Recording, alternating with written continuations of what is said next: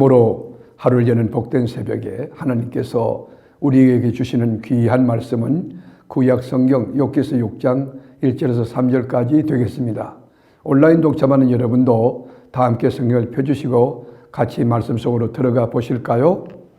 욥이 대답하이르되 나의 괴로움을 달아보며 나의 파멸을 저울 위에 모두 놓을 수 있다면 바다의 모래보다도 무거울 것이라. 그러므로 나의 말이 경솔하였구나. 아멘.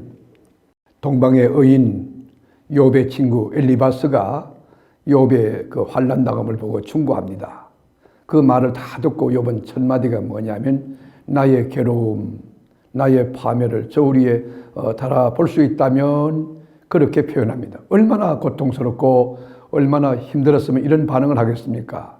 2절에 보면 나의 괴로움을 달아보며 나의 파멸을 저울 위에 모두 놓을 수 있다면, 여러분 욥이 느끼고 있는 고통의 감정이라고 할까요? 무게라고 할까요? 그건 바다의 모래알같이 아주 무거운 것이었습니다.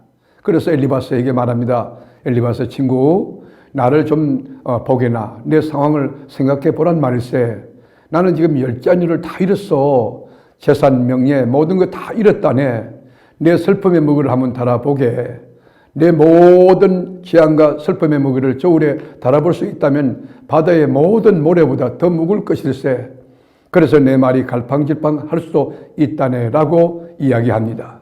욥은 자기의 고통이 너무 크기에 자기의 생일과 자기의 뿌리의 생존을 저주하고 있는 그 말이 좀 경솔했다고 솔직하게 고백합니다. 그건 인간인지라 그 감정이 있으니 그럴 수 있다고 우리가 느끼지 않습니까? 우리가 감정이 있을 때 이 감정을 너무 억누르고 입을 꽉 다물고 있으면 이 화병, 속병이 있다고 하잖아요. 그러다가 어느 날 폭발하게 되면 그것이 큰 사고를 저지르게 되는 거 아닙니까? 그래서 감정을 적절하게 표현하고 드러내는 것 매우 자연스러운 이제 감정의 배설행이라고 볼 수가 있습니다. 여러분, 산모가 아기 낳는 것 얼마나 경건하고 거룩하고 놀라운 축복입니까? 그런데 산고가 얼마나 아픕니까? 웃으면서 허허허 그러면서 아이 낳는 산모를 보신 적이 있습니까? 정말 소리를 지르고 몸소리를 칩니다. 고통스러워합니다. 울고불고 야단입니다. 정말 그 인간인지라 그럴 수 있죠. 아픈 건 아픈 것 아닙니까? 아무리 믿음이 좋아도 여러분 권사님이라도 아기를 낳을 때 그 고통은 다 같이 느끼는 그 아픔이죠. 근데 아이를 낳을 때 여러분 낳는 일이 너무 경건하고 소중한 일이라도 소리칠 수밖에 없고 인상 쓸 수밖에 없는 것, 그건 인간의 한계고 연약함이라고 볼 수 있습니다. 욥은 지금 축복을 잉태하고 있는 상고를 겪고 있는 그런 과정이라고 볼 수 있죠. 그럼에도 불구하고 욥은 거룩하신 이의 말씀을 거역하지 아니하였다고 10절에 고백합니다. 얼마나 귀한 신앙입니까? 이렇게 환난, 태풍, 그 다음에 시련과 어려움이 닥쳐와도 하나님을 의심하거나 말씀을 의심하는 것 조금도 없다는 거예요. 그 모든 것이 좀 혼란스럽고 그리고 화가 났을 뿐이라고 이야기합니다. 그리고 그는 죄를 숨기려 하거나 자신을 변명하려고 하지 않습니다.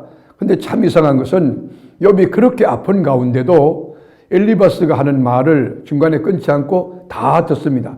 경청하는 기본 태도가 되어 있는 거지요. 오히려 친구들은 욥의 말이 다 끝나기도 전에 말하고 싶어서 견디지 못합니다. 욥의 신음소리를 듣고 있으면서 그들의 머릿속에는 자신들이 해야 할 말만 자꾸 생각하고 연성하고 그게 가득 차 있었어요.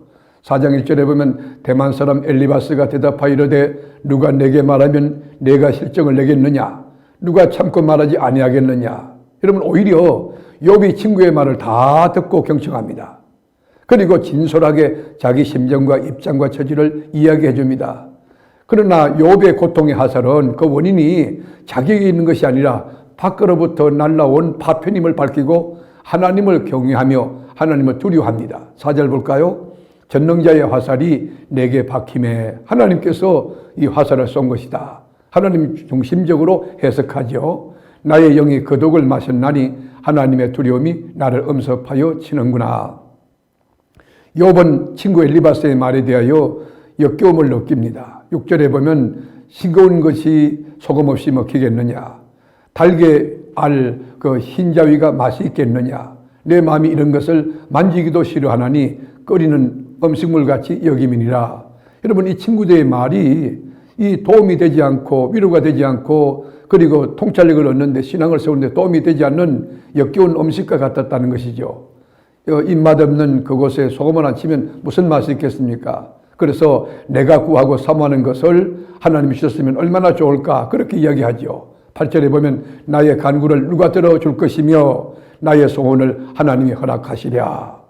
여러분 겉으로 간절히 원했던 것, 욥이 원했던 것은 하나님 앞에 자기의 생명을 거두어 달라는 것이에요. 통증이 너무 심해서 견딜 수 없어서 암울해서 답답해서 그리고 이 질병의 고통이 너무 심해서 두려워서 하나님 저에게 선물은 죽음을 주시는 것입니다. 그렇게 구했지만 하나님은 그의 기도를 들어주지 않았습니다.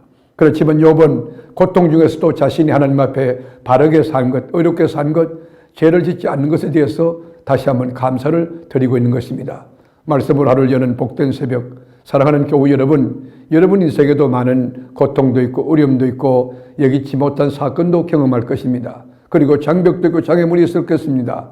그러나 욥과 같은 인내로 언약의 말씀을 부여잡고 하나님을 하나님 되게 하며 입술로도 범죄치 않고 주님을 찬송하며 하나님의 때가 오겠지. 하나님 이 사건의 해결사고 열쇠를 쥐고 계신 전능자이시니 나의 어려움과 이 고통을 들으실 것이다. 믿고 하나님의 때를 기다림으로 큰 믿음의 장부처럼 넉넉하게 승리해가는 하나님의 사람, 언약의 사람들이 될 수 있기를 주님의 이름으로 축복합니다. 기도하겠습니다. 주님, 우리 욥기서를 우리가 이렇게 공부하면서 하나님께서 주시는 메시지, 영적 교훈이 있습니다.